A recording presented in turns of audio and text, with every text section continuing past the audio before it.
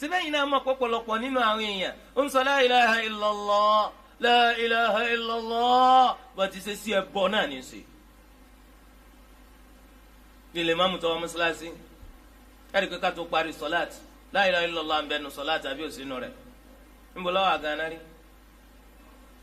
bọ̀ lọ́wọ́ ṣe máa ń ṣe kọ́ọ̀mà ashhadu an la ilaha illallah nínú at-tashahhud àtàyà ashhadu an la ilaha illallah wọ́bẹ̀ àbí ọwọ́bẹ̀ àsùn abá abóńdéńdì lè máa mú kí ló dé ó ní mọ́sálásí bá dàrú. ok tí mọ́sálásí bá dàrú ó ń dè láti yanjú ẹ̀. àwọn àtò lẹ́yìn ọ̀daràn sọ̀láàtì wa náà di sọ̀láàtì àwọn tání àwọn ọ̀daràn. la ilaha illallah wàá gbàgbọ́ lódodo wàá mọ̀túmọ̀ rẹ̀ wàá wá ládìsọ́kàn rẹ̀ wàá ní àdìsọ́kàn rẹ̀. ok àdìsọ́kàn tí ń bẹ lọ́kàn wàá tún wí jáde wàá wí jáde gborí ahọ́n rẹ̀. tó bá jẹ́ pọ́kàn rẹ̀ lásán ló wà tó o bá wí jáde ó lè jẹ́ mùmínì. ẹ̀rí kó àwọn bàbá kan wà àwọn màmá kan wà àwọn ọmọ wọn mọ sọ pé kí bàbá tó kú wọn mọ sọ̀rọ̀ Islam dáadáa àmọ́ ẹ sọ pé ashhadu an la ilaha illallah ọmọ kan lè yí mi padà subhanallah sẹ́mi kọ́ mọ̀ lọ́kàn rẹ̀ ṣùgbọ́n kò wí jáde ṣé mùsùlùmí lápẹ̀rù wọn tó bá kú lórí báwọn ṣe ṣàdúrà fún àní ṣàdúrà fún. ok ó wà lọ́kàn rẹ̀ ó wí jáde gborí ahọ́n àmọ́ orí ahọ́n lásán lọ́mọ fala saddaqa wala salla walakin kadhaba wa tawalla hayya ala salah kọ dáhùn ó ní ọkàn lẹ́sìn wa ṣé mùsùlùmí lápè ẹsẹ̀ mùsùlùmí nìyẹn o. bákan náà olówó láti lọ hajj ó ní láyéláyé la salat wala hajj wala zakat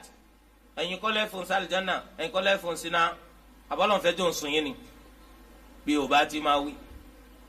bẹ́ẹ̀ ni ọ̀fẹ́jọ́ rẹ̀ sùn wá oníkà máa ṣe al-amru bil ma'ruf wan nahyi 'anil munkar ká fi irú àwọn ọ̀daràn bíi rẹ̀ lẹ̀ láì pè wọ́n lọ sí di dáadáa torí tá a bá pè wọ́n aburú ọ̀sẹ̀lẹ̀ táburú bá sì ṣẹlẹ̀ àwọn ẹni ọlọ́run pọ̀ lọ́run ọlọ́run ní dá wọn ló mà torí rẹ̀ ọ̀ràn wá sí ọ.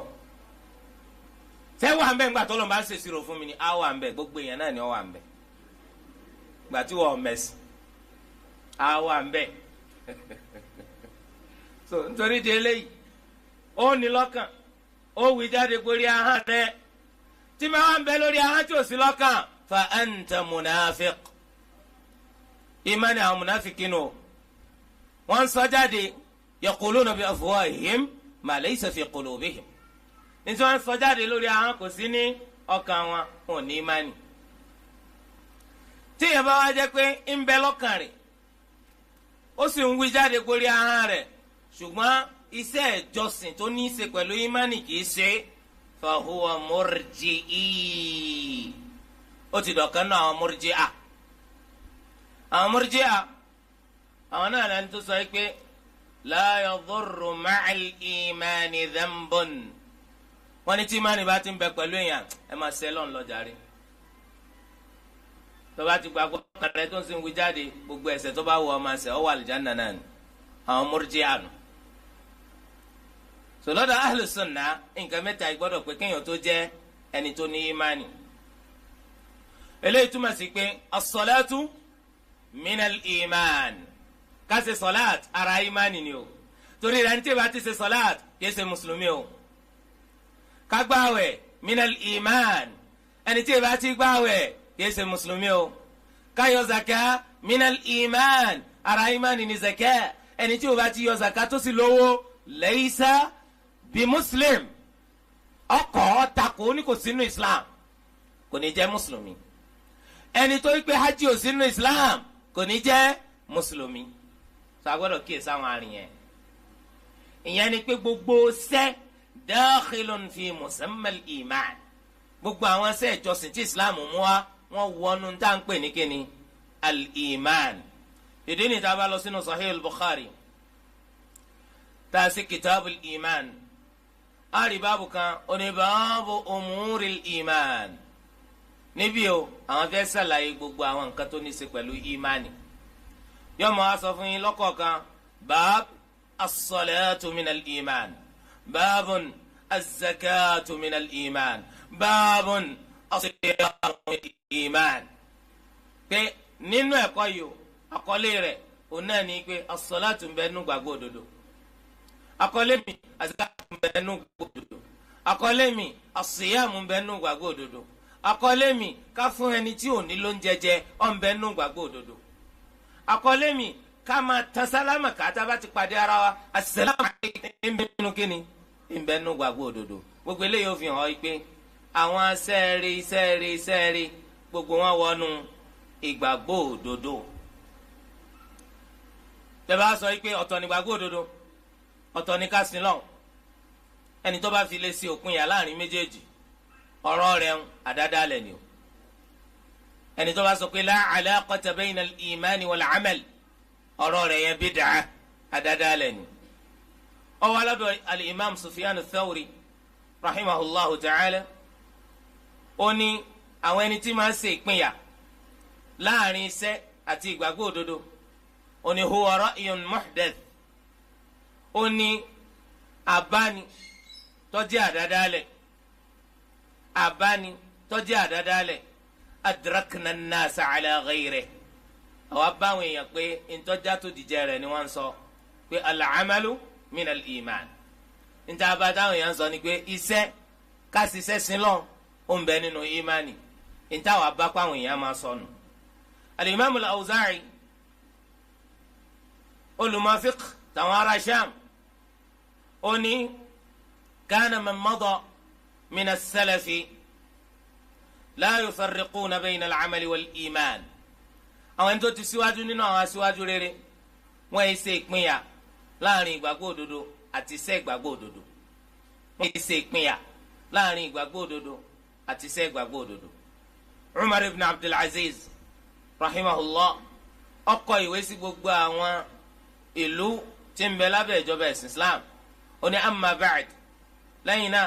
fa innal imana fara'id wa shara'i' níta ń pè nígbàgbọ́ òdodo àwọn nǹkan tọ́jọ́ ọ̀ràn yẹn ni o àtàwọn àlànà abá àti ìṣe sílọ̀ àwọn tọ́jọ́ ọ̀ràn yẹn ni àtàwọn àlànà abá àti ìṣe sílọ̀ faman istakmalaha ẹni tó bá pé àwọn ẹsẹ̀ ìgbàgbọ́ òdodo yìí faqad istakmala al-iman ìmánì rẹ̀ ti pé o wa man lam yastakmilha ẹnikẹ́ni tí ó bá pé àwọn ẹsẹ̀ ìgbàgbọ́ òdodo yìí ìmánì rẹ̀ ò pé ṣùgbọ́n kò túmọ̀ sí pọ̀ ya kèfèrí tó eléyìí jẹ́ ìgbàgbọ́ òdodo lọ́dọ̀ àwọn ahlu sunnati wal jama'a tá a bá wá wò nígbà tí wọ́n sọ pé i'tiqadun bil janan wa qawlun bil lisan wa 'amalun bil jawarih yazidu bit ta'a wa yanqusu bil ma'siyah a ṣe pé ntí wọ́n gbà lérò pẹ̀lú ìgbàgbọ́ òdodo ó náà ní qawlun wa 'amal ọ̀rọ̀ àti iṣẹ́ ọ̀rọ̀ yìí òun náà lọ̀rọ̀ tá a fọkàn sọ àti èyí tá a fahàn sọ iṣẹ́ òun náà lè tá a fọkàn ṣe àti èyí tá a fahàn àtoríkè ṣe ó pín sọ́nà méjì bẹ́ẹ̀ ìgbàgbọ́ òdodo ọ̀rọ̀ àti iṣẹ́ ni ọ̀rọ̀ ń tiẹ̀ ó ń bẹ nínú rẹ̀ tó ṣe pé ọkàn ni ó wà ó sì ń bẹ nínú rẹ̀ ètí ó jáde gborí ahọ́n iṣẹ́ ń tiẹ̀ ó ń bẹ nínú rẹ̀ tó ṣe pọ́kàn ni ó ṣe ó sì ń bẹ nínú rẹ̀ tó ṣe pé ahọ́n ni ó sọ ó sì ń bẹ nínú rẹ̀ tó ṣe pé gbogbo oríkèé ara wa yòókù ni ó máa ṣe èyí tá a wá pè ní ọ̀rọ̀ èyí tí ó sì máa jáde gborí ọkàn òun náà ni at-tasdiqu wa itqanu tasdiqu al-iman wa itqanu al-iman ká gba ìmánì lódodo torí rẹ̀ ni tó bá gbàgbọ́ lódodo nínú àwọn mùsùlùmí òní wọ́n ń pè ní olùgbàgbọ́ òdodo òní wọ́n ń pè ní olùgbàgbọ́ òdodo kó gba ìmánì gbọ́ lódodo nínú ọkàn rẹ̀ kó o sì jẹ́ni tó ní àmàdájú lórí rẹ̀ àmàdájú tí iyèméjì ò lè wó dànù kó o jẹ́ni tó gba ìmánì gbọ́ lódodo kó o sì lámàdájú lórí ẹ̀ àmàdájú tí iyèméjì ò lè wó dànù bẹ́ẹ̀ ni máa ń gbọ́nú gbígbọ́nú rẹ̀ kò lè mú kí n ti ń bẹ lọ́kàn rẹ̀ nípa àgbàgbọ́ sí Ọlọ́run ọba ẹlẹ́dàá wa kí mímì kan mì. kìí ṣe wọ́n lẹ́nìkan mọ́ wá ṣe tẹ̀síkìkì fún tí wọ́n máa da iyèméjì sí lọ́kàn tó wàá bẹ̀rẹ̀ sí ní ronú pé káì gbígbà tí ìmánì mi ń sá lọ.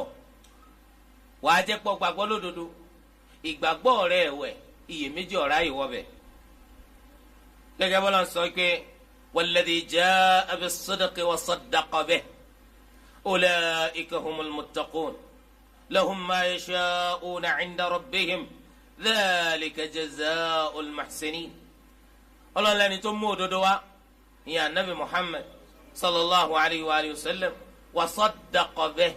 tó náà sì wá gba òdodo ń gbọ́ lódodo nínú ọkàn rẹ̀ táwọn ọmọlẹ́yìn rẹ̀ náà sì gba òdodo yẹn gbọ́ lódodo nínú ọkàn wọn ulaika humul muttaqun àwọn eléyìí làwọn ẹni tí ń páyọ̀ lọ. ó túmọ̀ sí pé ẹni tí ó gbàgbọ́ lódodo nínú ọkàn rẹ̀ kò lè jọ́kan nínú ẹni tí ó ń páyọ̀ lọ. tọ́ Ọlọ́run bá tún sọ pé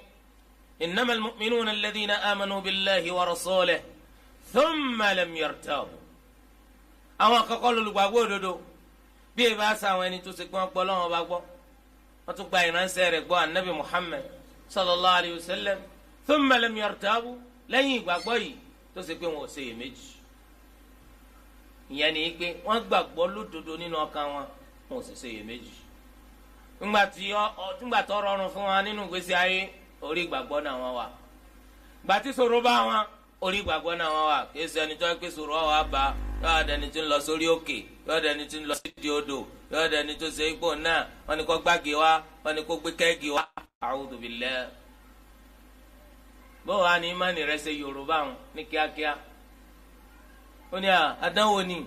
pẹ́ni tí nǹkan bá dé bá ló lè ròyìn láti nǹkan tí dé bá ilẹ̀ ń sọ̀rọ̀ ìmánì. La hawla wala quwwata illa billah. ok kọ́ wa kú láì ní ìmánì ló pé ọ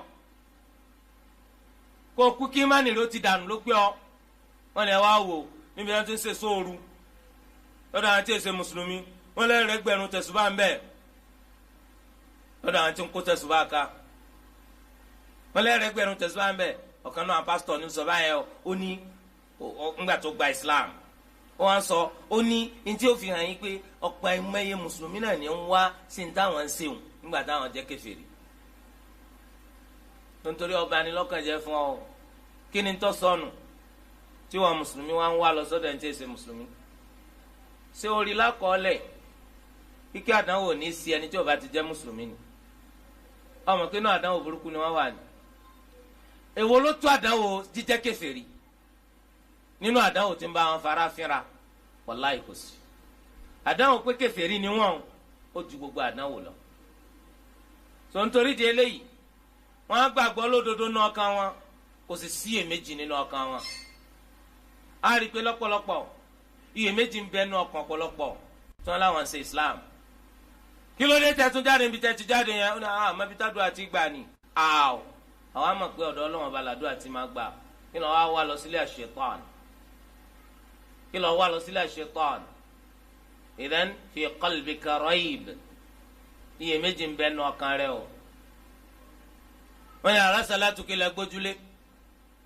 la ilaha illallah ò la gbójúlé. ok ṣé kálukú yín lè tú àpò rẹ̀ só lè gbà kún sí skírínì òun ẹni tó jóbìnrin kọ́ bọ́ sínú yàrá kankan obìnrin ó skírínì wọn ìtọ́jọ́ kan bọ́ sínú yàrá kankan ọkùnrin ó skírínì wọn. wọ́n bá tí ọ̀dà lára ọ̀pọ̀lọpọ̀ wọ́n sì ní la ilaha illallah ò la gbójúlé la hawla wala quwwata illa billah. wọ́n ní torí tá a bá dúró de la ilaha illallah aburú lè ti sèyàn gbà mí. dé àwọn ọkùnrin oṣù tó gúdúgúdú làwọn wà gbogbo ògbà kí ni gúdúgúdú. la hawla wala quwwata illa billah. so nítorí de eléyìí kò sí iyèméjì nínú ọkàn tiwọn. ẹnìkan ní ọ̀rọ̀ tẹ́ ń sọ yẹn ọ náà gbàgbọ́ ilé àwọn àfáà nìkan ló máa lọ. àwọn àfáà báwo ọlọ́kọ́ náà wù ní. àbá lọ́kọ́ kitabu At-Tawhid. nínú àbí òye àwọn náà máa bá yà pawọ́dà kí ló sọ́wọ́ rẹ̀. kò sí yàtọ̀ wọ́n kàn pera olókọ́ mi ní iṣẹ́ kan náà wọ́n jọ ń ṣe. babaláwo náà jọ ń gbogbo wọn. so nítorí délé Ànábì ní man ata arrafan gbogbo ẹnikẹ́ni tó bá lọ bọ́ níyàwó kan bá jẹ́ omi ló ń lò bá jẹ́ pẹ̀ ló ń lò bá jẹ́ àtẹ́lẹwọ́ ló ń wò alukurani ló ń lò tẹ̀sùbá ló ń lò gbogbo wọn fasalahu an shay tó wá bilé rìn kankan lam tuqbal lahu salatun 40 yawman ọlọ́run nígbà sọ láti rẹ̀ kan fógójì ọjọ́ ọkàn ṣe béèrè ni o ọ dáhùn kọ dáhùn ọ dáràn torí ẹ̀sìn mọ̀ kí láwọn ilẹ̀ Yorùbá yìí tọ́jọ́ bá ti pobírí báyìí ẹ rí i pé ní tó máa ń ṣẹlẹ̀ nípa àwọn aláwo ló máa ń gorí atẹ́gùn ẹ̀yin tẹ̀ ń bá wọn sọ̀nà tọ́jú ó fi máa tà ẹ̀yin tó jẹ́ pé ẹ̀yin lẹ̀ jókòtò bá kọ́mpìnì kí lẹ́yìn náà wá lórí rédíò and tẹlifíṣàn torí tọ́ lọ. ṣé báyìí kẹ́yìn ó ṣe nǹkan kan kẹ́ ẹ sògùn tẹ́ ń ṣe fún wọn yẹn táwọn èèyàn kàn mọ̀ yín láì polongo ara yín. ó túmọ̀ sí kí ẹni tí ń tẹ̀yàn ti gbọ́n ẹni tí wọ́n ń tẹ̀ jẹ́ lọ́gọ̀. ayẹ́pẹ́lẹ́ rédíò lọ ẹ̀kọ́ ọ̀nà tí lọ́ọ́ polówó ọjà rẹ̀ o ilé tẹlifíṣàn lọ ẹ̀kọ́ ọ̀lọ́ tó ráwọn babaláwo ń polówó lórí rédíò ń polówó lórí tẹlifíṣàn. tọ́ ńgbà tó wá polówó tán wá nítọ́ àyíbá àmọ́ ọ̀tọ̀ bá fẹ́ rí bàbá ẹlẹ́ni èèmà ẹ bá fẹ́ rí bàbá alágé àdánwò ẹ pè wọ́n lórí ẹ̀rọ báyìí wọ́n náà wà ń kọ́ nọ́mbà alẹ̀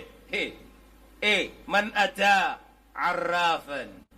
ẹnikẹ́ni tó bá lọ bó níyàwó kan fasalahu an shay tó wá bilérì nkankan lam tuqbal lahu salatun 40 yawman ọlọ́run ní gba sọ̀láàtì rẹ̀ kan fógójì ọjọ́ wọn náà wà ń kọ nọ́mbà alẹ̀ wọ́n á ní tẹ̀ ẹ jẹ́ ń pe bàbá yìí wò wọ́n tẹ̀ fi nọ́mbà kan sórí atẹ́gùn jọba ẹ̀ ọkàn pé ni àbí òye oníta ló ń sọ̀rọ̀ yẹn kò tiẹ̀ tí ì dáhùn lọ́ba pa pé mo tún gbọ́ wá sí pé kíní lam tuqbal laka salatun 40 yawman torí pé ọ̀nà tó fi lé lọ bá àwọn aláwo pọ̀ láyè sí nọ́mbà tó fi pé òun tó fi ká nǹkan bá ló ń dá mi láwọn kó tó ní kó dáhùn ọba pa ọ pàdánù sọ̀látù 40 yawman tó sì gbọ́dọ̀ má ṣe ẹ wà dánù bẹ́ẹ̀ so nítorí de eléyìí ìmánì ò sí fọ́pọ̀lọpọ̀ ìmánì rọ ẹ dákun ṣé ìsìláàmù rọ wá wà tó lè gbéyàn wà àlìjánà kò dájú kọ́ wa o torí kò sí àlìjánà rọ torí ọ̀dọ̀ wa o ẹni níta ìfi sọ pé ká má máa lọ lé gbogbo wọn òun náà ní pé àwọn tí èè lọ ọlọ́run lọ́mọ táwọn ti gbé jẹ ọlọ́run lọ́mọ tí wọ́n ti bá wọn gbé jẹ ọlọ́run tí wọ́n kí ni wọ́n ń gbé jẹ tójú àmàlà lọ àbí kí lẹ́yìn jẹ bọ́ọ̀ bá jẹ́ àmàlà kó jẹ fùfú àbí kó jẹ bá àbí kó jẹ ráìsì irọ́ lásán tó bá lọ gbádùn mi tiẹ́ ó ṣe rẹ̀ nítorí di eléyìí ìmánì gbọ́dọ̀ wà níbo ó gbọ́dọ̀ wà lọ́kàn rẹ̀ yóò gbọ́dọ̀ mì gẹ́gẹ́ bá pàtàkì máa dúró sísinsin. qawlun bil lisan ó gbọ́dọ̀ lè wí jáde lórí ahọ́n rẹ̀ onáni an-nutqu bi shahadatayn ashhadu an la ilaha illallah wa ashhadu anna muhammadan abduhu wa rasuluhu. njó lẹ́yìn wí tí tẹ́ẹ̀fì jẹ́ múmìnì njó lẹ́ sọ gbólóhùn méjì fẹ́ẹ́ kọ́ déètì ẹ̀ dáhùn ajẹ́pẹ́ ẹ̀ ti gba islam nù njó lẹ́ wí déètì wo la kọ́kọ́ lẹ́ wí àwọn olùmọ̀ọ́ ni kò nídìí ká mọ́jọ́ tá a wí bàtà ti bí wa sínú islam kò nídìí ká mọ́jọ́ tá a kọ́kọ́ wí sẹ́wọ̀n kí wọ́n pèpè fún sọ́láàtì ashhadu an la ilaha illallah ńgbà tí mi náà gbọ́ anábì ní kí n dáhùn àbí bẹ́ẹ̀ kọ́ ni èmi náà ní ashhadu an la ilaha illallah wọ́n ní ashhadu anna muhammadan rasulullah kí lèmi náà wí ashhadu anna muhammadan rasulullah ó ti tó láti jẹ́ mùsùlùmí. so eléyìí túmọ̀ sí wípé a gbọ́dọ̀ lè wí gbórí ahọ́n wa a sì màtúmọ̀ rẹ̀ ntọ́ màtúmọ̀ rẹ̀ bó ló sì fẹ́ wí ọkàn máa wírọ́ lásán níìsín ọwọ́ ànígbàlẹ̀ eégún ibi tẹ́ ẹ ti ń ṣe tutù pé eégún kan jáde kíní kan ṣe kíní kan àwọn ọmọ bá gbá bọ́ọ̀lù ọkàn wá sórí rẹ ni ibi tẹ́ ẹ ti ń ṣe tutù eégún lẹ́wà bọ́ọ̀lù yẹn kan gbọ́ ọ́ ní la ilaha illallah ok tó o bá màtúmọ̀ la ilaha illallah sọ wà níbi tó wà so ó túmọ̀ sí pé ọ̀pọ̀lọpọ̀ màtúmọ̀ la ilaha illallah wọ́n kàn sọ lẹ́nu lásán ni ẹ wúrọ ẹni tó jókòó náà ó lọ sí wàdífà lẹ́yìn asr لا إله إلا الله لا إله إلا الله لا إله إلا الله لا إله إلا الله mẹ́rin ok kí ṣe gbogbo ẹni tó jókòó tí ṣe báyìí lẹ́fọ̀ọ́ bá po rẹ̀ tẹ́ ní bá nǹkan burúkú fa abẹ́ ẹ̀jẹ̀ tiẹ̀ tó bá dàbí rọ́kẹ́ sí wọn mẹ́bẹ̀ pé ẹgbẹ́bùn ẹ̀bùn tí kálukú sì gbà òní pé tó bá free and fair wọ́n ní kí ni freeness yẹn ẹnìkan gbọ́dọ̀ kọ́ bá kù ẹnìkan gbọ́dọ̀ ṣàtúnṣe o so nǹkan tá a fẹ́ ṣe ni pé ẹ máa bọ́ síbẹ̀ lọ́kọ̀ọ̀kan wọ́n bá tí ọ̀dà alápò ọ̀pọ̀lọpọ̀ ẹlòmíì sọ mẹ́tẹ́sùbà èyí tó ti gbé jẹ́ ńkọ́ kó tó wá àtọ́lá àránjúwò lóríṣiríṣi so bọ́ wá ní la ilaha illallah tó ń sọ ti wúlò fún ọ kò wúlò fún ọ járe bákan náà kọ̀ wá tó ká sọ pé ashhadu an la ilaha illallah wa ashhadu anna muhammadan rasulullah duna al-iltizam bi lawazimihima láì jẹ́ pé amójútó nǹkan tó tún tọrọ mọ́ méjèèjì wọn kàn sọ ashhadu an la ilaha illallah wa ashhadu anna muhammadan rasulullah èyí sí lọ kí á nìtumọ̀ rẹ̀ kò nítumọ̀ rárá ọlọ́wọ́n bá ní innal ladhina qalu rabbuna allahu thumma istaqamu fala khawfun alayhim wala hum yahzanun dájúdájú àwọn ẹni tó sọ pé allahu ni olúwa ti wá o wọn wá dúró lórí ọ̀rọ̀ ẹnu lásán thumma istaqamu lẹ́yìn náà wọ́n tún dúró dọ́gba wọ́n ń ṣẹ̀sìn ọlọ́run wọ́n làwọn bá ti ṣe ń fẹ́ níbàámu pẹ̀lú sunnah nabi muhammad sallallahu alayhi wa sallam torí ẹni sàábì yẹn wọ́n sọ fún anabi sallallahu alayhi wa sallam wọ́n ní qul li fil islam qawlan la as'alu anhu ahadan ghayrak sọ ọ̀rọ̀ kan fún mi nínú islam tí n tún ní bí ẹlòmíì léèrè ma yàtọ̀ sí wa anabi sallallahu alayhi wa sallam anabi ní qul amantu billahi thumma istaqim sọ pé mo gbọ́ lọ́wọ́ bá gbọ́ lẹ́yìn náà kò dọ́gba ọ̀pọ̀lọpọ̀ ti sọ pé mo gbọ́ lọ́wọ́ bá gbọ́ lakin la istiqamata indahum ìdúró dọ́gba ni ò sí. torí ẹ̀ ló ṣe jẹ́ kí wọ́n kọ́ mọ́sálásí kalẹ̀ àwọn èèyàn wá sí lọ́n mùsùlùmí sì kún àdúgbò. kí ló dé wọ́n gbọ́ lọ́wọ́ bá gbọ́ lẹ́nu wọn la istiqamata indahum ìdúró dọ́gba ni. kí ló dé tí mọ́sálásí máa kún fọ́fọ́fọ́ nínú àwẹ̀. wọ́n ní wọ́n ti di àwọn ṣẹ̀tánì ṣẹ̀kẹ̀ṣẹ̀kẹ̀ ni àwọn ní bá àwọn farafinra táwọn èfi sin lọ́n tẹ́lẹ̀ sẹ́mi kpọ́rọ̀ tẹ sọ̀n ṣètọ́ni ọjà rẹ̀ yín jọ gbẹ̀ndà al-qiyama ẹ̀ rírí bóòlù ẹ̀sẹ̀ wá fẹ́ sọ fún òní ń sìn yín lọ́nà ó ń sìn yín lọ́nà ẹ̀yin náà tó fi tì yín náà kún an-nafsul ammaratu bis-su' ẹ̀mí tí máa pè ní lọ sí àìdá pẹ̀lú sí àṣetọ́n ọmọ yín pàtó lọ́wọ́ bá ti torí ẹ̀ èèyàn gbọ́dọ̀ ní al-istiqama anabi sallallahu alayhi wa sallam tó fi hàn wá kò tó kọ́ sọ́lẹ́nu lásán kọ́ ọmọ màá sọ ó ní umirtu an uqatila an-nas حتى يشهدوا أن لا إله إلا الله وأني رسول الله ويقيموا الصلاة ويؤتوا الزكاة فإذا فعلوا ذلك عصموا مني دماءهم وأموالهم إلا بحق الإسلام وحسابهم على الله أقبل ملاسة كين بيوكم تياوين كما جاوان لوكم تتتوان في جاري كوكو سيوبا كنتو تولاتي فدود جوسفان في الله tí wọ́n sì fi jẹ́rìí pa nabi muhammad sallallahu alayhi wa sallam ṣe ọlọ́wọ́n bá ní. ìsì gbọ́dọ̀ dẹ́kun à ń bá wọn jagun títí tí wọ́n fi máa ṣe sọ́láàt. ìsì gbọ́dọ̀ dẹ́kun à ń jà wọn lógun títí tí wọ́n fi máa yọ zakat. tí wọ́n bá ti ṣe bẹ́ẹ̀ a jẹ́ kí wọ́n ti wá ààbò fún ẹ̀jẹ̀ wọn àti dúkìá wọn lọ́wọ́ mi. eléyìí túmọ̀ sí wípé mọ̀kàn sọ la ilaha illallah lásán kò ní kí ọmọ jẹ́ tó o bá ti sin lọ́hùn bí ẹni tí èsì sọláàt ó lè jẹ̀bi kú wọ́n pa ẹni tó kọ̀ láti yọ zakat ó lè jẹ̀bi ká dojú ogun kọ gẹ́gẹ́ bẹ́ẹ̀ sì rí abubakar radiyallahu anhu tó dojú ogun kọ àwọn almurtadun mani'i az-zakat àwọn ẹni tó ṣe kí wọ́n kọ̀ láti yọ zakat abubakar dojú ogun kọ wọn umar radiyallahu anhu ó ní kí ló dé tó fi dojú ogun kọ àwọn èèyàn tó ṣe wípé wọ́n ń ṣe sọláàt wọ́n sì jẹ́rìí an la ilaha illallah wa anna muhammadan rasulullah kí ló dé tó fi wá dojú ogun kọ wọn nígbà tí wọ́n gba gbogbo nǹkan yìí gbọ́ abubakar radiyallahu anhu ó ní la uqatilanna man farraqa bayna as-salati waz-zakah mo fi ọlọ́wọ́n bá búra pé màá já wọn lógun lópin ìgbà tí wọ́n bá ń ṣe ìyàtọ̀ láàrin sọláàtì àti zakat fi hàn wá ike kò tó irú ètò ẹ̀ máa ń ṣe láwùjọ lọ́pọ̀lọpọ̀ tó ẹ kó kọ́ lásán wọ́n fi ń jẹ́ mùsùlùmí wọ́n lè pé kíní kan Burema ẹ̀wọ̀n pé Burema kò sí kọ́lé di Lárúbáwá Burema kọ́ wọ́n bàjẹ́ Ibrahim la ilaha illallah ó kọ́ anabi ọlọ́ tọ́mọ bá ní Ibrahim wọ́n jẹ́ bàbá Burema lèmi ọmọ pẹ́ irú àwọn bàbá alágídí wọn. bákan náà wọ́n sọ ma ní Mahmud àwọn anìkíni Mahmudu ọ̀pọ̀lọpọ̀ àti dìpẹ́ lórí orúkọ yóò mọ àwọn òkú tó gbé wọn àlìjáná síbẹ̀ ni kò tó èsì lọ́n ọ̀ ń tanra rẹ jẹ àìmọye àwọn tí ń jókòó rẹ tí ó wọ̀ náà nígbà tí wọ́n èsì lọ́n nígbà tí wọ́n ka ìsìláàmù kún kankan torí rẹ̀ awi gorí ahọ́n òtó àfi ká tún ṣiṣẹ́ ètò wọn á pè ní iṣẹ́ ọkàn nínú ìmánì òun náà ni àníyà nínú iṣẹ́ ọkàn nù o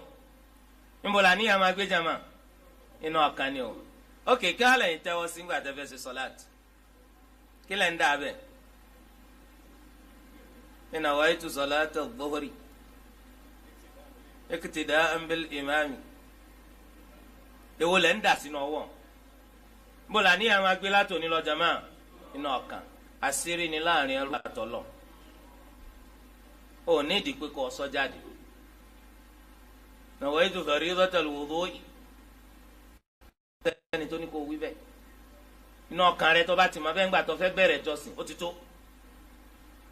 bákan náà nínú àwọn jọ́sìn títún máa gbé ní ọkàn ó náà ní al-ikhlas ká ṣe gbogbo náà bá ń ṣe nítorí Ọlọ́run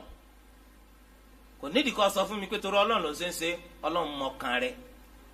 àìmọye torí Ọlọ́run mo ṣe ń ṣe àmọ́ kìí ṣe torí Ọlọ́run ní ṣe ń ṣe tani ó ṣèṣirò fún wa Ọlọ́run qul atu'allimuna Allaha bidinikum ó lè sọ pé torí Ọlọ́run ló ṣe ń ṣe Ọlọ́run nìkan ló mọ̀ nínú ọkàn rẹ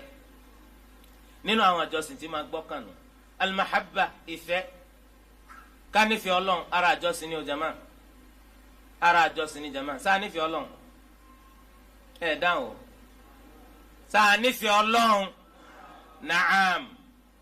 anífẹ̀ẹ́ rẹ̀ àmọ́ kò tó fẹ́ tá a ní sáwọn míì àbí bẹ́ẹ̀ kọ́ ni naam ó ju fẹ́ tá a ní sí gbogbo nǹkan lọ sah walala ọ̀dà ìgbàjẹ́ fẹ́ fẹ́yàwó yín ẹ sọ pé I love you more than everything kí ni túmọ̀ eléyìí ẹ sọ pé ẹ fẹ́ràn Ọlọ́run ju gbogbo ìfẹ́ tẹ́ ẹ ní sẹ́lómi lọ ẹ sọ fóbìnrin kó lè bá a fẹ́ yín wípé ẹ nífẹ̀ẹ́ rẹ̀ ju gbogbo nǹkan lọ gbogbo nǹkan Ọlọ́run wọbẹ̀ àbí ọ̀wọ́bẹ̀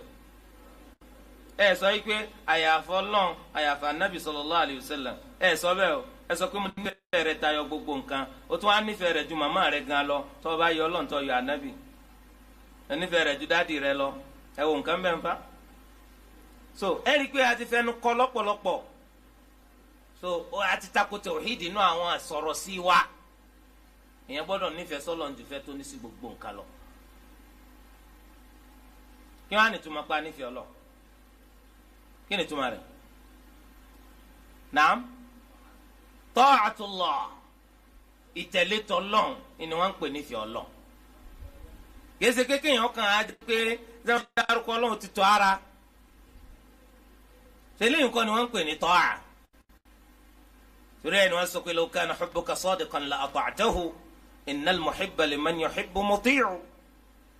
lọ́wọ́ akẹ́ lódodo lọ́ba nífẹ̀ẹ́ Ọlọ́run ọba máa tẹ̀lé t'Ọlọ́run lọ́kẹ́ tó nífẹ̀ẹ́ nǹkan kan ìmọ̀ tẹ̀lé àṣẹ tó nífẹ̀ẹ́ ni olónífẹ̀ẹ́ Ọlọ́run Ọlọ́run sì pè é pé kò ṣe nǹkan báyìí ò ṣe ó ní Ọlọ́run náà rí i pé ò tí ì lè ṣe Ọlọ́run rí i pé àṣàlátù ló lè máa lọ ó lè máa wá ṣe sọ́láàtì la hawla wala quwwata illa billah àṣàlátù tọ́lọ̀ ọ̀yọ́ ó ní ló lè máa lọ sọ́láàtù tọ́lọ̀ ní kọ́ lọ ó ní ẹ̀dá pẹ̀ bá ń wẹ́ skills la hawla wala quwwata illa billah torí ẹ̀ ìtẹ̀lé t'Ọlọ́run iná ní nífẹ̀ẹ́ Ọlọ́run al-inqiyad kéèyàn sọ pásọsẹ̀ sílẹ̀ f'Ọlọ́run ìyẹn ni p'Ọlọ́run ló ní mí Ọlọ́run ló ní ọ nítorí bá wọ Ọlọ́run ló lè ṣe kíni ló lè fẹ́ rú rẹ̀ ṣe k'Ọlọ́run dákun kó fi wá dáadáa bákan náà kéèyàn dojúkọ Ọlọ́run ní pàápàá di dojúkọ mẹjẹni tí ó dojúkọ Ọlọ́run tó tún máa wẹ̀yìn tí ó dojúkọ Ọlọ́run tó tún máa wẹ̀yìn rárá o ya ayyuhalladhina amanu udkhulu fi silmi kaffa wọnú ẹ̀sìn àbáwọ̀ tán ẹ mẹ́jọ jẹ́ kó rí yín lọ́wọ́ ọbẹ̀ ẹsẹ̀ wà ń ta ẹ mẹ́jọ jẹ́ pẹ́sẹ̀ lọ́wọ́ àánú Islam orí wà ń ta wípé àyíbáàmà tó bá fẹ́ ṣe kínní kan túlẹ̀ ní fi Islam lẹ̀ a'udhu billah èèyàn gbọ́dọ̀ jẹ́ kó dojúkọ Ọlọ́run nípa pàdé dojúkọ nínú àwọn ẹsẹ̀ ọkàn tún ní at-tawakkul ká gbẹ́kẹ̀lé Ọlọ́run ká gbẹ́kẹ̀lé Ọlọ́run kí ni wọ́n ń pè ní gbígbẹ́kẹ̀lé Ọlọ́run kó o ṣe ń tọ́lọ́run ọba tó ní kó o ṣe gẹ́gẹ́ bíi sábàbí kó wá fi yòókù lẹ̀ fọlọ́ ebi ń pààyàn ìyẹn sì fẹ́ yó ó ní sọ pé mo gbẹ́kẹ̀lé Ọlọ́run kó má jẹun ó jẹun ó wàá fi yíyó ó fi lẹ̀ fọlọ́ Ọlọ́run ni ó yọ ìyẹn fẹ́ bímọ ó ní sọ pé mo gbẹ́kẹ̀lé Ọlọ́run bọ́lọ̀ ń bá kúkú kọ́ pé ńlọ ma ọmọ ọjà bọ́ wá bá mi rárá o wà á fẹ́ yàwó o sì ní máa wòyàwó ràn ó gbìyànjú tọ́lọ̀ ń bá kọ́ pé ó bímọ ó bímọ. bákan náà èèyàn fẹ́ lówó òní jókòó ka yàrá rẹ kó jókòó ka bẹ̀ tẹ́tẹ́rẹ́ kò ní bọ́lọ̀ ń bá kọ́ pé yóò lówó owó wa bẹ́ẹ̀ náà ni kò ní wá bọ̀ ìyá ìní ọ̀ wá bọ̀ so wàá gbìyànjú wàá gbìyànjú ibẹ̀ ló ti mọ̀ bọ́lá wọn bá kọ́ mọ́ àbí ọba kọ́ mọ́ eléyìí ni wọ́n ń pè ní at-tawakkul gbígbẹ́kẹ̀ lọ́lọ́. bákan náà àtàwọn nǹkan tó rọ̀ ma iṣẹ́ ọkàn ó pàtàkì Ọlọ́hun fala wa rabbika la yu'minun hatta yuhakkimuka fima shajara baynahum thumma la yajidu fi anfusihim harajan mimma qadayta wa yusallimu taslima Ọlọ́hun ló ń búra o pé wọn ò ní jẹ́ni tó gbàgbọ́ títí tí wọ́n fi jẹ́ni tó ṣe é pé ó wá ìdájọ́ lọ́sọ́dọ̀ wa anabi Muhammad sallallahu alayhi wa sallam nígbà tá anabi wà láyé lẹ́yìn ikú anabi wọ́n wà lọ sínú sunna ló bá dáyẹn pọ́nyá sílẹ̀ láàrin wa èdè òyédè áwọ̀ àmọ́ wá dájọ́ rẹ̀ lọ́sọ́dọ̀ anabi sallallahu alayhi wa sallam lẹ́yìn náà á sì wá gba ìdájọ́ anabi sallallahu alayhi wa sallam ثم لا يجدوا في أنفسهم حرجا مما قضيت isi ọ̀kanu ọ gbọ́dọ̀ ní ìkùnsínú kan lórí ìdájọ́ tá nàbì dá torí ẹ rí i pé ẹlòmíín nísìnyí tó máa sọ pé ànàbì sọ báyìí ànàbì sọ báyìí Ọlọ́run sọ báyìí ó lè máa sọ nù ọkàn rẹ̀ pé àkókò mọ nípa ìsìláàmù eléyìí wàhálà rẹ̀ ti pọ̀ ju jàre ó tún ní àṣẹ báyìí ó tún ní àṣẹ báyìí ó ti dùn sí ìdájọ́ Ọlọ́run sẹ́ni tó bá ṣe bẹ́ẹ̀ kò lè jólùgbàgbọ́ òdodo. bákan náà nínú sí ọkàn òun náà ni bẹ́ẹ̀ ṣe máa rojọ́ Ọlọ́run tẹ́ ń fẹ́ jọ Ọlọ́run ọba sùn kò yẹ kó wà lọ́kàn rẹ̀ ńgbà tó gbọ́ Ọlọ́run ọba gbọ́ ìwọ nísìn alhamdulillah as-salawatul khams ó máa ń ṣe pẹ̀lú jama lójoojúmọ́ Ọlọ́run ọba wa má dán òde ó dá 3 million sí di business 3 million ó pòórá owó pòórá wọ́n tún wá ránṣẹ́ sí ọ pé ilé tó kọ́ sílùú yín lọ́hùn ilé tún jóná gbogbo èrè tó ti jẹ tẹ́lẹ̀ iná nílé yẹn ilé jóná ní ibi tó tún wà ń bì náà wọ́n tún sọ fún ọ pé tọ ọmọ rẹ̀ kan o wọ́n lórí bọ́lá tó ké oníṣùkú o ọmọ tó bá bẹ́ẹ̀ lọ tí gbogbo àdánwò yìí bá ṣẹlẹ̀ sí ọ bó ló ṣe ṣe sọmọ sí inna lillahi wa inna ilayhi raji'un ó sì gbà dọ́dọ̀ Ọlọ́run pé inna lillahi ma akhadh wa lillahi ma a'ta wa kullu shay'in 'indahu bi ajalin musamma fatasbir wa tahtasib so ṣe sùúrù ó sì gbà fọlọ́ àwọn máa lòrò lọ́kàn rẹ̀ pé wọ́n lọ sẹ́mi wà ní gbogbo nǹkan ìtọ́sí wọ́n lọ lẹ́mi tó ṣe pé salawatul khams kò sí kàtí máa fomi rù wọ́n lọ mọ́sálásí nǹkan èmi mọ́kọ́ àwọn ọ̀daràn wọn ń bẹ ládùúgbò tó ẹ pé gbogbo ojoojúmọ́ wọn ṣẹ́ lọ òfin léyìí lọ wọ́n lọ ṣé sẹ́mi pé lọ́kàn kálukú ẹ máa rò dáadáa ẹ̀ náà ni Imam Ibn al-Qayyim ó ní sàṣèyàn ló lè bọ́ lọ́wọ́ eléyìí afẹnitọ́lọ̀ ń bá yọ ẹ wo ọmọ tó jẹ́ pọ́ ka ẹ̀kọ́ láti òru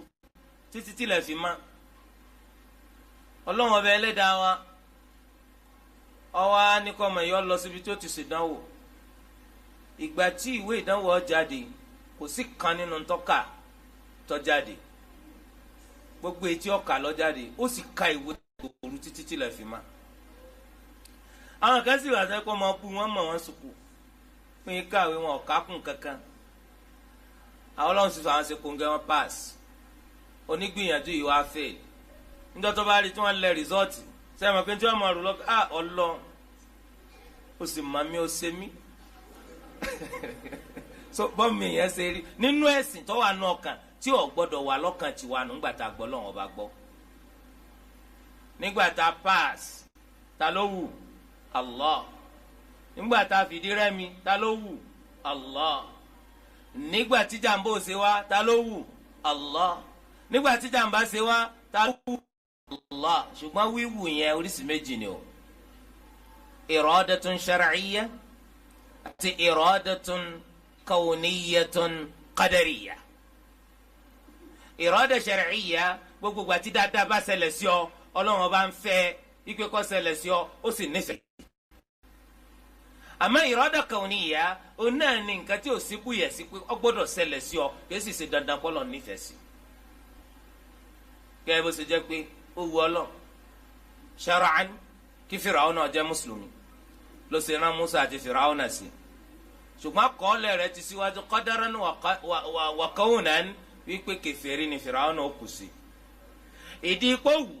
kó ṣe Islam iná ní ríran tọ́ra Musa àti Harun alayhim assalam tọ́lọ̀ wọn sọ fún wa wípé faqula lahu qawlan layyina la'allahu yatadhakkaru aw yakhsha. tẹ́ bá dọ́dọ̀ ọ̀rọ̀ tọ́lẹ̀ ní kẹ́ bá sọ Ọlọ́run sì ti mọ̀ pé lórí ibu ni. bó wa ni tiẹ̀ ìwọ lákọọ́lẹ̀ pé lórí ibu kan bẹ́ẹ̀ náà tó ń bá sọ̀rọ̀ abọ́lákọọ́lẹ̀ rẹ̀ bàbá ń wáàzì sọ lákọọ́lẹ̀ rẹ̀ pọ́ nínú àti ń gbọ́rọ̀ òní bó ló ṣe wá sọ pé mo fi ń dá yín lójú pé náà lẹ́wọ̀ ṣé bọ́lá ń ṣe ní ká máa pè yàn sẹ́sìn Islam ẹ wo Fìràwọn Ọlọ́run ti mọ̀ pọ́ ọmọ náà ni Ọlọ́run sì tún ní kí Musa àti Harun fún wọn lè ahọ́n àwọn tí wọ́n bá ń bá a sọ̀rọ̀ ẹni tí ń ṣe dáwà ó dàbí ẹni tí ń tajà ní akramakumullah téèyàn bá ń tajà tó bá fajúro nídìí ẹrù rẹ̀ tó wá tún kú ọ̀rẹ́ lọ́wọ́ ẹ dákun sẹ́ yà bẹ̀ yóò bá ní ẹni tí ò ṣe súnmọ́ yóò ṣe rí sá irú rẹ̀ gbọ́dọ̀ máa pariwo kọjọ́ ọ̀tà ntí òjọ́jọ́ ọ̀tà tí òjé kọjọ́ ọ̀tà ọwọ́ ta lọ́wọ́ ọwọ́ rẹ̀ lọ́wọ́ ẹ lọ sọ́dọ̀ ẹnìkan ọ̀yàyà ló fi pàdé yín ẹ̀rọ eléyìí náà ó náà wúlò kọ́dọ̀ ṣẹ̀ jáde ní kọ́dà tẹ́ bá dán o ẹ̀rí kó tún dáa jù ẹ tẹ́ ń ra lọ tẹ́lẹ̀ ọ̀dà tẹ́ ń ra kan wò torí ọ̀yàyà tó fi pàdé yín so kò sẹ̀yìn nídìí kọ́ ọmọ lọ wọ ẹsẹ̀ kan pé kó lè máa ta ò ní ta kójú yọ kò nídìí kọ́ ọwọ́n kankan sí ṣọ́ọ̀bù ò ní ta òkúta ló ń pè wọn àwọn ìṣiṣẹ́ oníjọ gbádùn àwọn èèyàn kan máa wọ pé gbòkàndọ́ láàmú ni nítorí wọn sí ṣọ́ọ̀bù lọ́fà sàmọ́ngbà tí wọ́n ti gbọ́ lọ́wọ́n bá gbọ́ jẹ́ni tí ó lẹ̀ sáwọn èèyàn tó fẹ́ rajà lọ́dọ̀ rẹ̀ ókè tó bá ṣe kọjá nù àwa tá a fẹ́ pèèyàn pé má wò tá a fẹ́ pèèyàn pé wá wà lìjánà sáà lọ yẹ ká kọ́rẹ́ lọ́wọ́ onímọ̀ fi ń dán ọ lójú pé tẹ̀síwá tó mú lọ́hùn ọmọ náà ni ọ́ ó lọ sí wa lè tó báyẹn sẹ́rí kó ti lé jù àbí ò lé jù ó lé jù apè oníjà mádìsì kan wá tó sọ pé ńgbà tó mú tẹ̀síwá lọ iná ní ọwọ́ kọ́ ọmọ wa ó lè rí tí horo rẹ̀ ó fi hùwò irọ́ lásán gbóǹtì ẹ̀ sì fẹ́ lé jù tà nábì gan lọ wọ́n là kí n ma ẹ̀sọ́ ju yẹ ẹ̀sọ́ lọ ọ̀pọ̀lọpọ̀ ọmọ ibi tí kí ó kọjú sí wọ́n sì ń léèyàn kó nu Islam abẹ́ ẹ̀ fura wàláhì ọ̀pọ̀lọpọ̀ ọmọ ibi tí kí ó kọjú sí torí pé tí wọ́n bá ọmọ ibi tí kí ó kọjú sí tíra ló gbé síwájú nǹka tíra ń kàkúkà kí ló tún wá kù wọ́n lé léyìí mudraj ismu kin ismu maf'ul òun á ní mudiriju báwo ó túmọ̀ sí pé ó ti lọ lé kí wọ́n á gbà tọ́ lọ wọ́n lé ọ ni òun náà sì ní kun àwọn èèyàn tí ń dà wọ́n síná tẹ̀lé musiba nu àbí ẹ̀sẹ̀ musiba wallahi musiba lọ́wọ́ ké musiba ni lè má mu tiẹ̀ ìwọ́n kọ́ masaibu tó ń torí délé à ń bùkátà àmàjàmá gbọ́dọ̀ fẹ́ pín yàn sẹ́sìn Islam tọ́ba kò túmọ̀ sí kọ́ ọmọ wa sọ fáwọn èèyàn pé tonti bẹ́ẹ̀ ti ṣe kírun náà yín náà lè wà àlìjánnà tonti bẹ́ẹ̀ náà ṣe ọ̀daràn ẹ̀ wà àlìjánnà kò sí àlìjánnà fọ́ daràn. ó túmọ̀ sí wípé kó wá jẹ́ pé ńgbàtà bá rí pé yẹn ń ṣe lọ́n líle náà ni tó fi kún òkúkú sí Islam mọ́ ẹ̀yẹn ṣàlàyé rẹ̀ fún bóun ní Islam rí àkọ́kọ́ èmi kọ́ ni màá fi ọmọ náà Ọlọ́run bá ní ó fi ọmọ nù àlàyé lásán tèmi tó bá sì mànà wàláhì inú mi ó dùn torí pé yọ wọ náà àkáǹtì tèmi náà pé Ọlọ́run fi mi ṣe sábàbí dáadáa so yọ wá jẹ ìbànújẹ́ fún mi tó bá yẹ pé mi lọ́lọ́run fi ṣe sábàbí kò tún wá sí nà so agbọ́dọ̀ kíyèsí léyìí báyìí ọ̀pọ̀lọpọ̀ àwọn ọ̀dọ́ ẹ̀jẹ̀ burúkú ń sáré nínú san wọn ẹ̀jẹ̀ bí kò bàjẹ́ tó bá dàrú kátúká ń sáré nínú ẹ̀jẹ̀ wọn àwọn ọ̀kọ̀ láti bà gbogbo nǹkan jẹ́ ẹnì kan àwọn yìí ọ̀rọ̀ kálukú gbogbo ní ti ń rí tí yóò lé tó nǹkan tí ń kọ́ tí náà kú díẹ̀ káàtó àwọn títí wọn gbóná tó yẹ pé gbígbóná ni wọn máa gbọ́gbọ́kúgbọ̀ torí kí wọn lè bá ṣẹ̀sìn Islam lò irọ́ lásán bí ẹ tó sọ pé tó bá ti fi síbi jẹun di kèfèrí ẹgbẹ́ sọkúsọ ṣé Islam tó lọ́n fi rán anábì náà nù irọ́ lásán ṣé irú ọ̀rọ̀ tí wọ́n ń gbọ́ nù ó túmọ̀ sí pé wọ́n gan ọ̀mẹ́tì kan torí de eléyìí a nídìí láti kẹ́kọ̀ọ́ nípa ẹ̀sìn Islam o a nídìí láti kẹ́kọ̀ọ́ nípa ẹ̀sìn Islam not rubbish and nonsense tọ́pọ̀lọpọ̀ ń bá ká ọmọ bí tí kí o kọjú sí wọ́n sì ti ń ṣe fàtáwá ó ti kó gbogbo ará àdúgbò dà síná tí ọwọ́ alẹ́ kókó ọ àṣọ fún bàbá rẹ̀ tí bàbá sọ pé salamu aleykum ẹ̀ sàkàrọ̀ kí ló dé ẹ̀ mà pé kèfèrí ni la hawla wala quwwata illa billah ẹ dákun irú Islam wo nù anabi wo lọ́lọ́run fi rán anabi wo lọ́lọ́run fi rán ọ yà yàn lẹ́nu fún ọ̀pọ̀lọpọ̀ ọ yà yàn lẹ́nu fún wa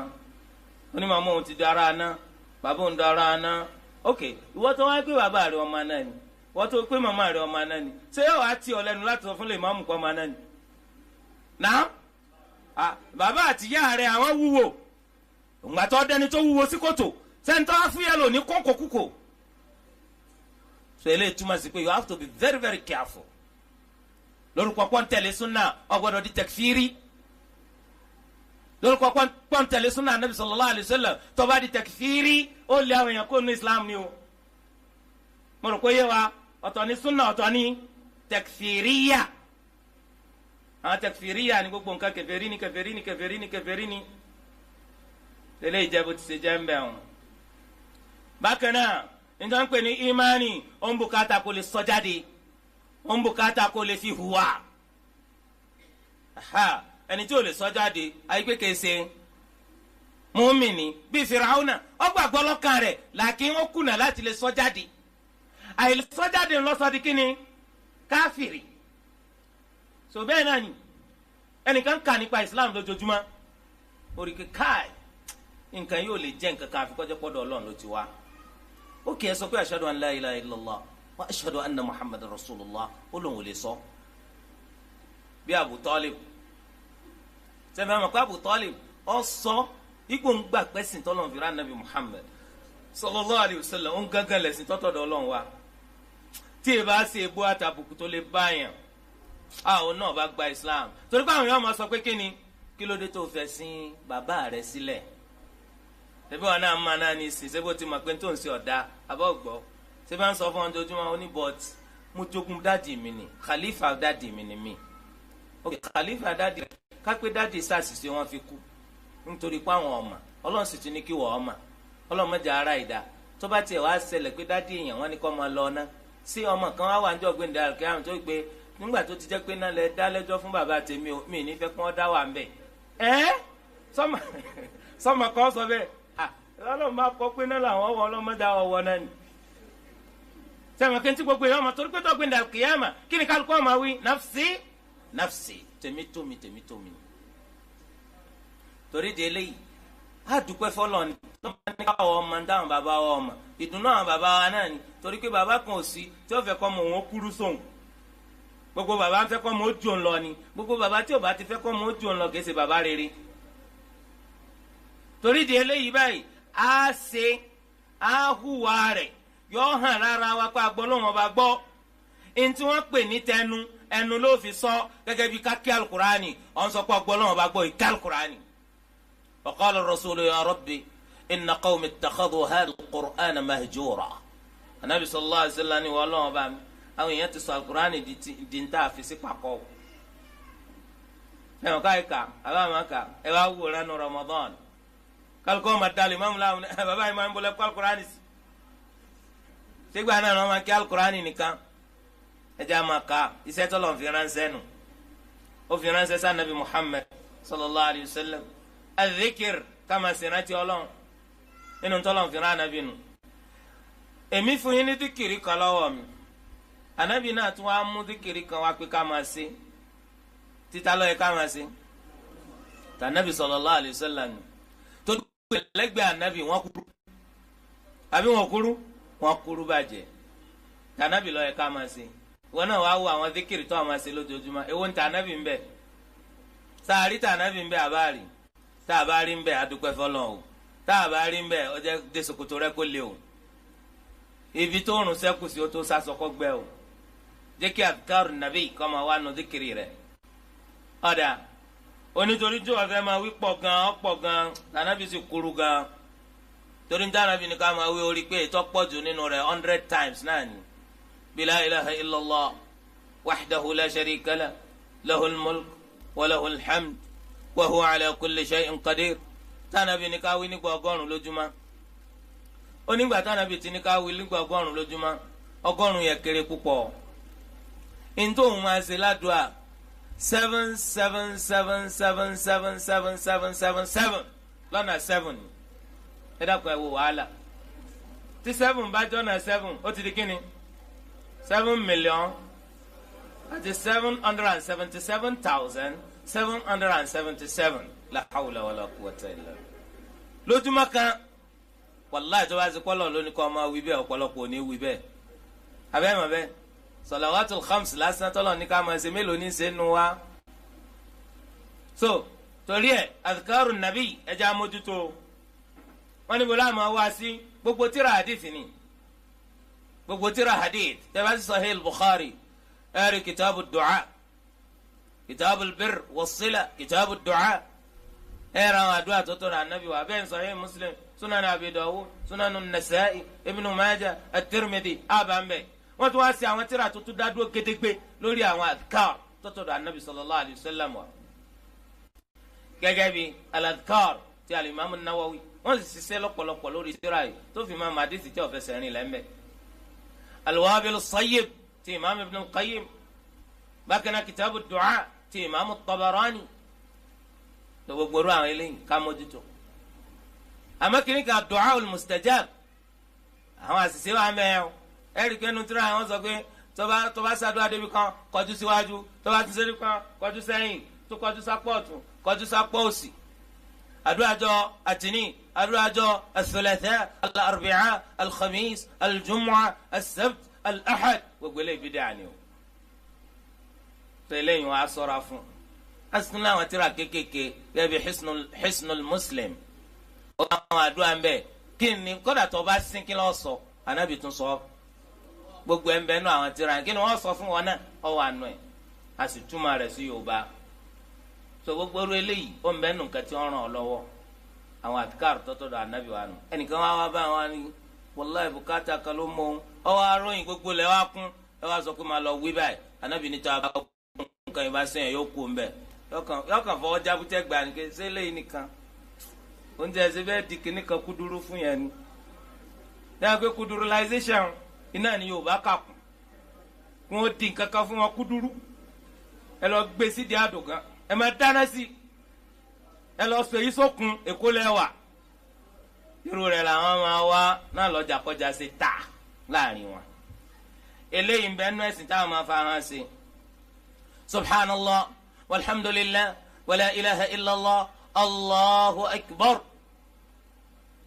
kọ́bẹ̀ ẹnu táwọn máa wí lọ́pọ̀lọpọ̀ la ilaha illallah wahdahu la sharika lah lahul mulku wa lahul hamd wa huwa ala kulli shay'in qadir kama wí lọ́pọ̀lọpọ̀ subhanallahi wa bihamdihi kama wí lọ́pọ̀lọpọ̀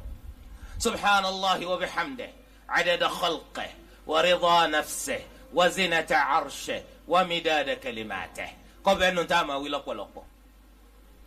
sọ àwọn eléyìí ń bẹ nù nǹkan tó yẹ kí ahọ́n wa kọ́ lẹ̀ sí nígbà tí sàhábì kan tó wá bá nàbì sallallahu alayhi wa sallam ó ní tọ́lọ́wọ́n bá ṣe lófin nínú ẹ̀sìn islam ọ̀pọ̀ jọjọ ọ̀pọ̀ fóun kọ́mi ní nǹkan kan atashabbatu bihi tó sì pé màá ma rọ̀ ma anabi ni la yazalu lisanuka ratiban min dhikrillah má jẹ́ kí ahọ́n rẹ̀ ọyẹ má jẹ́ ó pò níbi mímá ṣèrántí Ọlọ́run má ṣèrántí Ọlọ́run so eléyìí ọ̀nbẹ nínú sẹ́tà máa fi ahọ́n ṣe àwọn sẹ́tà máa wá forí kése gẹ́gẹ́ bí ká dúró fọ́lọ́run nínú sọ́lá, gẹ́gẹ́ bí ká ṣe rúkú fọ́lọ́run, gẹ́gẹ́ bí ká forí kanlẹ̀ fọ́lọ́run, gẹ́gẹ́ bí ká rìn lọ síbi tá a ti rí kẹ́ Ọlọ́run mọ́sálásí, àbí ká rìn lọ síbi tá a ti ṣe jihad fi sabilillah, jihad tí máa mẹ́mi lọ, jihad tí máa kó dúkìá lọ, ìnáwó à ń pè ní jihad o. rìn lọ sí rúbẹ́ ìbẹ́nu àwọn nǹkan tí èèyàn máa ṣe. bákan náà al-amru bil ma'ruf wan nahyi 'anil munkar, eléyìí ìbẹ́nu àwọn sẹ́tà máa forí kése. al-hajj ọ̀nbẹ́nu sẹ́tà máa forí kése àti bẹ́ẹ̀ bẹ́ẹ̀ lọ nínú àwọn nǹkan tí ẹ̀sìn Islam tó mú wa, eléyìí tí àwọn ẹ̀rí lọ́lọ́kan ọ̀jọ̀kan sí. Ọlọ́run bá ní innal ladhina yatluna kitab Allah wa aqamus salah wa anfaqu mimma razaqnahum sirran wa 'alaniyatan yarjuna tijaratan lan tabur. dájúdájú àwọn tó ṣe kí wọ́n kí al-Qur'an tí wọ́n sì ń gbé sọláàtì dúró, tí wọ́n sì ń ná nínú tọ́lọ́run bá pèsè fún wọn ní kọ̀kọ̀ àti ní gbangba, ní tí wọ́n rán kan òun náà ní kára rẹ̀ kó ṣòfò, irú rẹ̀ làwọn ń wà. Ọlọ́run sọ pé inna Allaha ishtara minal mu'minina anfusahum wa amwalahum bi anna lahumul janna yuqatiluna fi sabilillah fayaqtuluna wa yuqtalun wa'dan 'alayhi haqqan fit tawrati wal injili wal qur'an wa man awfa bi'ahdihi min Allah fastabshiru bi bay'ikum alladhi bay'atum bihi wa dhalika huwa al-fawz al-'azim. Ọlọ́run bá ní òun ti ra ẹ̀mí àti dúkìá àwọn olùgbàgbọ́ òdodo lọ́wọ́ wọn, owó tó wọn sì san fún wọn lórí ẹ̀mí àti dúkìá tó ń rà lọ́wọ́ wọn náà lálùjánnà. nítorí pé àwọn eléyìí ni wọ́n máa jagun sójú ọ̀nà Ọlọ́run, ìmánì nù, jíjagun sójú ọ̀nà Ọlọ́run. ètò máa sọ pé jíjagun sójú ọ̀nà Ọlọ́run òun náà lógun tó lè mẹ́mí lọ. Ọlọ́run ni àwọn máa pa àwọn kèfèrí gẹ́gẹ́ bá àwọn kèfèrí náà ṣe máa ṣekú pa wọn. àdéhùn lélẹ́yìí jẹ́ látọ̀dọ̀ Ọlọ́run, àdéhùn òdodo ni, àkọọ́lẹ̀ rẹ̀ ń bẹ nínú Taurata, ó sì ń bẹ nínú Injil, ó ń bẹ nínú Al-Qur'an. tálẹ́ni tẹ́ẹ̀tì ẹ̀rù kó máa ń pé àdéhùn bí Ọlọ́run kò sí. Ọlọ́run ni ẹ máa dunnú pẹ̀lú ń tẹ́ẹ̀ta fọ́lọ̀, ẹ̀mí yín àti dúkìá ń tẹ́ẹ̀ta fọ́lọ̀, ẹ máa dunnú sí. eléyìí ni èrè ń jẹ́ eléyìí tó tóbi. lẹ́yìn tá a ti mọ̀ pé Ahlus-Sunnah wọ́n sọ pé al-iman i'tiqadun bil-janan wa qawlun bil-lisan wa 'amalun bil-jawarih yazidu bit-ta'ah wa yanqusu bil-ma'siyah. níta aládì sọ́kàn rẹ̀ táwọn wí gorí ahọ́n táwọn sì ń fi oríkèé wá ṣiṣẹ́ tọ̀, iná ni wọ́n ń pè ní ìmánì. ìmánì a máa lékún o a sì máa dínkù. ìtẹ̀lé t'Ọlọ́run a máa jẹ́ ó lékún, àìtẹ̀lé t'Ọlọ́run a máa dínkù. lẹ́yìn rẹ̀ kí ni táwọn ẹni tí èsì Ahlus-Sunnah kí làwọn sí? níbo la ṣe ju ti wá, níbo la ṣe ètò ti ṣẹlẹ̀ nípa tí wọ́n ń pè ní ìmánì gẹ́gẹ́ bí àkọlé ìdánilẹ́kọ̀ọ́ yìí. àwọn kan tí wọn kì í ṣe Ahlus-Sunnah, ẹni tí ò bá ti jẹ́ Ahlus-Sunnah kò lè jẹ́ Ahlus-Sunnah, ẹni tí ì bá sì ṣe Ahlus-Sunnah ọ̀rọ̀ rẹ̀ kò lè jọ ti àwọn Ahlus-Sunnah. ìdí nù tí wọn fi jẹ́ Ahlus-Sunnah. àwọn ẹni tó tako Ahlus-Sunnah nípa tí wọ́n ń pè ní ìmánì oríṣi méjì ni wọ́n. àwọn aláṣẹ ètò àtàwọn alárekúndá. àwọn aláṣẹ ètò àtàwọn aláṣẹ ètò. ìgbà tó ti mọ̀ kí ni Ahlus-Sunnah sọ nípa àgbàgbọ́ òdodo, àwọn sọ pé tí wọ́n ń pè nígbàgbọ́ òdodo gbọ́dọ̀ wà lọ́kàn wa, a sì gbọ́dọ̀ lè sọ jáde lórí ahọ́n wa, iṣẹ́ rẹ̀ gbọ́dọ̀ hàn nínú oríkèé wa. a kì í jẹ́ mùsùlùmí ká má sin Ọlọ́run, a kì í jẹ́ mùsùlùmí ká má tẹ̀lé tà Nábì sallallahu alayhi wa sallam. eléyìí ni ìgbàgbọ́ òdodo lọ́dọ̀ àwọn Ahlus-Sunnah. àwọn ẹni tí ìwà sa Ahlus-Sunnah ẹ jẹ́ á gbé wọn yẹ̀wò lọ́kọ̀ọ̀kan. wọ́n ń pè nìkan ní Ibn Rawandi àti àwọn ẹni tó farama nínú àwọn Mu'tazila. àwọn ẹni tí wọ́n ń pè ní al-iman huwa mujarradu tasdiq. wọ́n ní ọ̀wọ́ kákan gbà lọ́kàn wa ni wọ́n ń pè ní imani. tó bá ti gbà lọ́kàn rẹ̀ ikú Ọlọ́run ọba nìkan la tó sìn, tó sì gbà pé Ànábì sallallahu alayhi wa sallam ìránṣẹ́ Ọlọ́run ni, ọba àmọ́ sọ jáde lórí ahọ́n rẹ̀, ọba àsì má sin lọ́n, fa anta mu'min. wọ́n ní mu'mini ni ọ̀nù. àwọn aláṣẹ ètò kanu irú wọn náà sì máa rí wọn láwùjọ wa. ọkàn ní gbàgbọ́ wa, gbà tí gbàgbọ́ ti ń bẹ lọ́kàn rẹ̀, ọba àmọ́ lọ mọ́sálásí Ọlọ́run ò ní bí ọ. nígbà tí gbàgbọ́ ti ń bẹ lọ́kàn rẹ ọba àmọ́ sí lọ́n ọlọ́run ní bí ọ irú rẹ̀ làwọn eléyìí sẹ́mọ̀pọ̀rọ̀ wọn yìí túmọ̀ sí pé àwọn Yahud tí wọ́n lọ tán kó lọ sí Madina ṣáájú kánábì tó ṣe hijira wá sí Madina torí wọ́n ti rí ká nínú tí ń bẹ lọ́dọ̀ wọn pé ńgbà tánábì gbẹ̀yìn bá dé ìlú tí ó gbé yọ pọ̀ fún dẹ̀bí nù làwọn kan fi lọ gbé Madina àwọn Yahudu yìí wọ́n mọ̀ mọ́ anabi sallallahu alayhi wa sallam wọ́n dá àmà dáadáa wọn ò sí mú wọ́n sì gbà lọ́kàn wọn pé náà ní ẹni tọ́lọ́ ń sọ̀rọ̀ rẹ̀ pé ọjà anabi gbẹ̀yìn ṣùgbọ́n wọn ò lè wí jáde pé àwọn gbàgbọ́ à ń bọ̀sibọ́sí pé wọ́n ó ṣe Islam lórí ọ̀rọ̀ àwọn wọ̀nyí ajẹ́pọ̀ àwọn Yahudi yẹn náà ń kọ́ múmìnì náà ni wọn nígbà tó sì jẹ́ pọ́ ọmọ náà lọ́lọ́ ń pè wọ́n kèfèrí lọ́lọ́ ń pè wọ́n so eléyìí túmọ̀ sí pé àwọn aláṣẹ ètò lọ́sọ pé níta ń pè ní imani ń bọ̀ lọ́wà ọkàn lásán lọ́wà àṣẹ ètò nù. àwọn míì gẹ́gẹ́ bíi Jaham ọmọ Safwan tó jẹ́ àgbà nínú àwọn Jahmiya tó jẹ́ pọ̀dọ̀ rẹ̀ gan wọ́n ti ẹ̀fọ́ kọ́ǹtì sí Jaham ọmọ Safwan àtàwọn ọmọlẹ́yìn rẹ̀ wọ́n ní ti ń jẹ́ imani al-ma'rifatu billahi faqat ó ní ká kàn mọ̀ Ọlọ́run ni tí èèyàn bá ti mọ̀ Ọlọ́run ó ti ní imani mùmínì ní gbogbo ẹni tó bá ti mọ̀ Ọlọ́run a'udhu billah ayẹ́kọ́ tó bá yẹ bẹ́ẹ̀ kò sí káfìrí láyé tani ọmọ Ọlọ́run sẹ́fọ́n sọ pé wala in sa'altahum man khalaqahum la yaqulunna Allah Ọlọ́run ni mo búra pé tó bá bí wọ́n léèrè pé ta ló dá wọn Ọlọ́run ni mo búra pé wọ́n dáhùn pé Allah ajẹ́ pé kò sí kèfèrí láyé nù gbogbo èèyàn ń bo ni wọ́n wà wọ̀ nù ajẹ́ pé àlìjánnà náà wọ́n wọ̀ lórí ọ̀rọ̀ àwọn Jahmiya àwọn aláṣẹ ètò mìíràn. bákan náà nínú àwọn Murji'a nínú àwọn ẹni tí ó tún jẹ́ aláṣẹ ètò àwọn náà ni Murji'a àti Karamiya àwọn sọ pé tí wọ́n pè ní imani ni al-iqraru bil-lisan duna aqd al-qalb wọ́n ní níta bá ti lè wí lórí ahọ́n wa ni kò bá àmọ́ sí lọ́kàn tó bá ti lè sọ lórí ahọ́n rẹ̀ kò bá àmọ́ sí lọ́kàn nínú àwọn aláṣẹ ètò nípa tá à ń pè ní imani iná láti rá àwọn kan tá à ń pè ní Murji'atul Ahnaf àwọn Murji'a tí wọ́n jọ ọmọ lẹ́yìn Abu Hanifa àwọn tó ń tẹ̀lé imaamu Abu Hanifa nípa tá à ń pè ní imani wọ́n ṣàṣìṣe àwọn sọ pé tá à ń pè ní imani at-tasdiqu bil-janan wal-iqraru bil-lisan duna 'amal al-jawarih wa innama al-'amalu shartun la ruknun fil-iman. àwọn sọ pé tá à ń pè ní imani ń ta gbàgbọ́ lọ́kàn wa ni tá a sì wí jáde lórí ahọ́n wa ṣùgbọ́n àwọn ṣe imani bíi sọláàt bíi zakat bíi hajj nǹkan kan yẹn àwọn sọ pé kìí sara imani condition lásán ni condition tí ó jẹ imani ò pè ní àmọ́ kìí ṣe imani gẹ́gẹ́ bí èèyàn àtẹ̀wù a rí i pé tó máa béèrè nípa orí wa orí lára èèyàn sára ara ni àbòdì ara lọ́wọ́ ara lórí wa orí wa tẹ́yinjú wa wà orí wa tí mu wa wà orí wa tẹnu àtètè wa wà ara wa ni àbí ìsara ara wa ara wa ni bẹ́ẹ̀ ni ahlu sunna pé iṣẹ́ pé ara imani níṣẹ́ ẹni tí ò bá ti sin náà ò lè jẹ́ mùmínì ṣùgbọ́n lọ́dọ̀ àwọn Hanafiya àwọn sọ yìí pé imani ó pàtàkì nínú iṣẹ́ ó pàtàkì nínú imani o ṣùgbọ́n kì í sara imani ń ṣe ìníṣẹ́dà gẹ́gẹ́ bí ẹ̀wù lọ́rùn èèyàn sára wa lẹ̀ wú wá ní àbí nǹkan mi lẹ̀ wù tá a wọ̀ sọ́rùn nàám nǹkan mi lẹ̀ wù tá a wọ̀ sọ́rùn àwọn kan fẹ́ mú ọ wọn wá rẹ́wù bọ́mọ ọlọ́run ọ wà takú bẹ̀ pé àfikún ọpọ wọn lọ gbádùn ni sẹ́fẹ̀wù nìkan ni wọ́n mú ẹ̀gbọ́n Yorùbá ni wọ́n ní kútọ́ fẹ́ pààyàn tó sí fìlà lórí èèyàn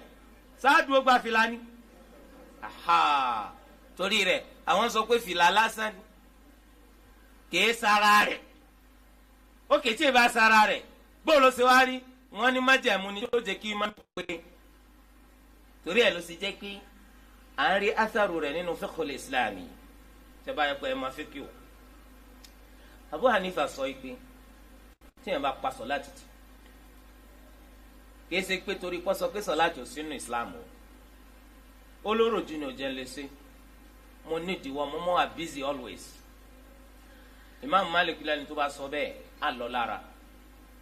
á lọ lára sọ̀láàtì kan. bẹ́ẹ̀ ni Imam Shafi'i, bẹ́ẹ̀ ni Imam Ahmed. sọ̀láàtù dhuhr nísìn ó wọlé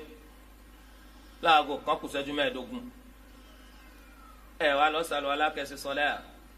kọ́dá wa lóhùn. aago kan lù kọ́dá wa lóhùn. aago méjì lù kọ́dá wa lóhùn. aago mẹ́ta lù kọ́dá wa lóhùn. ó fi di aago mẹ́rin ó kọjá ìṣẹ́jú mẹ́fà asiri wọlé kò ṣe sọ̀látù dhuhr. wọ́n sọ pàápàá tó fi ṣẹ̀rí àbáwá ni ògèzè kẹlọ kẹ́nìkan mọ́kànnà kẹ́kẹ́ lọ pa o. wọ́n sọ pé òfin ọ̀pa tófin bá wa pa ṣé wọ́n pa nítorí pé ó ti di kèfèrí ni àbí wọ́n pa nítorí pé mùsùlùmí ni tọ́sẹ̀. Imam Malik ni a pa nítorí pé mùsùlùmí ni tọ́sẹ̀. Imam Shafi'i náà ni mùsùlùmí ni tọ́sẹ̀. a jẹ́ pé àwẹ̀ a ṣe sọ̀láàtù sí lára a sì sórí tí àwọn mùsùlùmí wọn ò jogún rẹ̀. Imam Ahmed ó ń sọ pé rárá o yuqtal kufran a pa nítorí pé ó ti di kèfèrí ni. wọ́n ní ìdí tá a sì fi pa nítorí pé ó ti di kèfèrí ni pé kò lè ṣe sùúrù ṣe sọ̀láàtì àmọ́ ó lè ṣe sùúrù gba idà lọ́rùn. ntọ́ mu má lè ṣe sùúrù ṣe sọ̀láàtì tó sì mú lè ṣe sùúrù gba idà lọ́rùn kìí ṣe nǹkan kan illa al-kufr àyàfi nítorí pé ó ti ṣe kèfèrí. bẹ́ẹ̀ ni Imam Ahmed sọ. Abu Hanifa sọ torí pé kí ló dé tàbí lọ́ka pa torí pé àwọn wò pé ká sin lọ́n ara ìmánì. ẹni tí ò bá ti sin lọ́n kó forí ké sin lọ́n wọn ò lè pè ní mùmínì. Abu Hanifa tẹ̀wọ̀n kó ń sọ pé ká sin lọ́n yùn ntí máa jẹ́ kí gbàgbọ́ òdodo pé ni condition ni àmọ́ kìí sara ìgbàgbọ́ yẹn gangan. Abu Hanifa ni tó bá gbà pé sọ̀láàtì ń bẹ nínú Islam. Abu Hanifa náà ni tó bá gbà pé kò sínú Islam á pa o àmọ́ tó bá gbà yìí tá à ń fi ṣàpèjúwe ní tó bá gbà pé sọ̀láàtì ń bẹ nínú Islam ṣùgbọ́n ròjú ló mọ̀ ọ́n sí. Abu Hanifa ni àní pa o sẹ́yìn mọ̀ pé lọ́dọ̀ tiẹ̀ kí ni ò ṣe ntọ́jẹ́ condition ni ò ṣe àmọ́ mùsùlùmí náà ni kò sì ṣe ntọ́jẹ́ condition wọn láti má lé yọ mọ àjẹgbàdo ojúmọ́ lẹ́wọ̀n títí tí èsè sọ̀láàtì mo rò pé yé wa ìyẹn ni pé condition ló ṣe ọ jẹgba tó fi ṣe condition àwọn eléyìí sì la pa so ara ru àwọn ara ti irú ọ̀rọ̀ báyìí bínú nígbà tẹ́yìn ti sọ pé ká àwọn ẹsẹ̀ ìjọsìn kì í sara àgbàgbọ́ òdodo ṣùgbọ́n tí máa jẹ́ gbàgbọ́ òdodo pé ni a jẹ́ pé kọ̀tọ́ lọ́dọ̀ tí wọ́n kàn sọ pé wọ́n pa ẹni tó pa sọ̀láàtì tí nítorí òròjú nítorí ìdíwọ́ wọn ni